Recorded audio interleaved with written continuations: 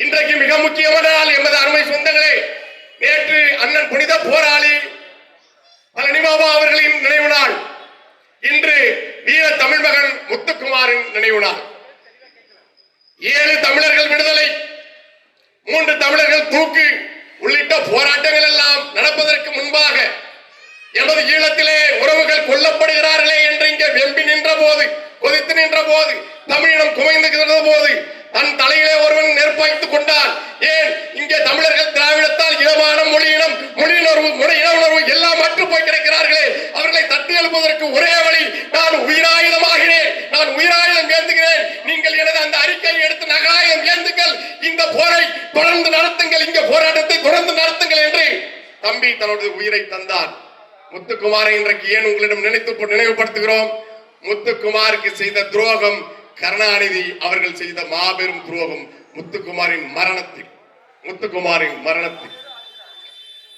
அவன் உணர்ச்சி வசப்பட்டு தன்னுடைய உயிரை மாய்த்துக் கொள்ளவில்லை. அவன் மிக ஆழமாக சிந்தித்து ஒவ்வொரு நாளும் செதுக்கி இந்த இனத்தின் அவல நிலைகளை எண்ணி ஒவ்வொரு நாளாக அமர்ந்து எழுதி அந்த அறிக்கையை தயாரித்தான். விதியே விதியே என் செய்ய நினைத்தாய் என் தமிழ் சாதியை. அவ்வளவு பெரிய துரோகம் தொடர்ந்து நடந்தது இனத்திற்கு. அவன் சொன்னான், நீங்கள் இதுவரைக்கும் இருந்த தலைமைகளை விட்டுவிட்டு அவர்களை நம்பாதீர்கள், அவர்கள் துரோகிகள், உங்களிடமிருந்தே ஒரு தலைமையை தேர்ந்தெடுங்கள் என்று எழுதி வைத்தார்.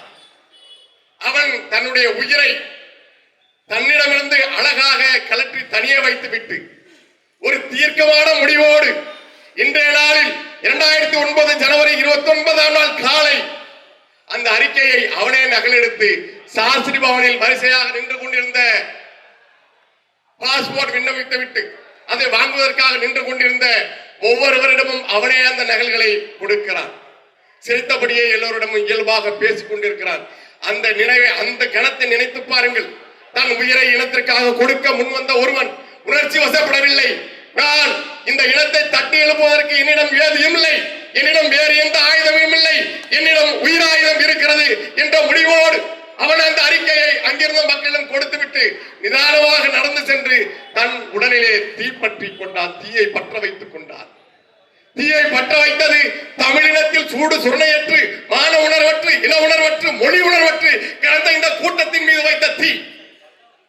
அப்படிப்பட்ட உன்னதமான தியாகத்தை செய்ய வேண்டிய நிலைக்கு இந்த மண்ணிலே தமிழர்களுக்கே துரோகம் செய்த திராவிட முன்னேற்ற கழகமும் அதன் அன்றைய தலைமை கருணாநிதி அவர்களும். பிறகு ஒரு மிக பிரபலமான நாளிதழ் வரலாற்று பதிவுகள் செய்கிறது.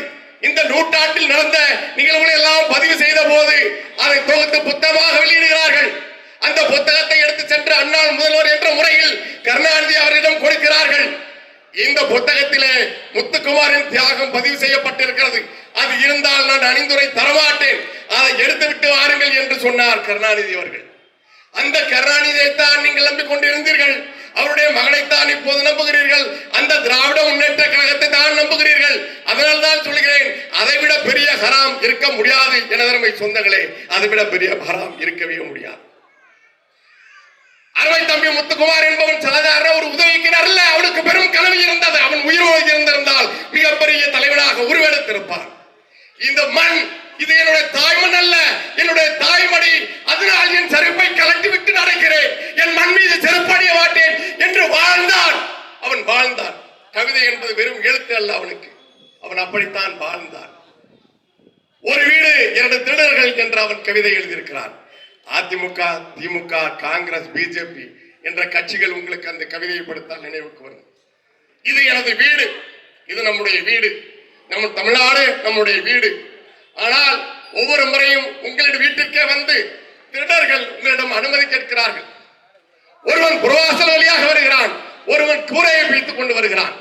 உங்களுக்கு இருக்கின்ற ஒரே வாய்ப்பு உங்கள் வீட்டில் யார் திருடுவது என்கிற அனுமதியை வழங்குவதாகத்தான் இருக்கிறது என்று அவன் அந்த கவிதையிலே குறிப்பிடுகிறான். நீங்கள் நீண்ட காலமாக இந்த திருடர்களை தான் நம்பிக்கொண்டிருக்கிறீர்கள்.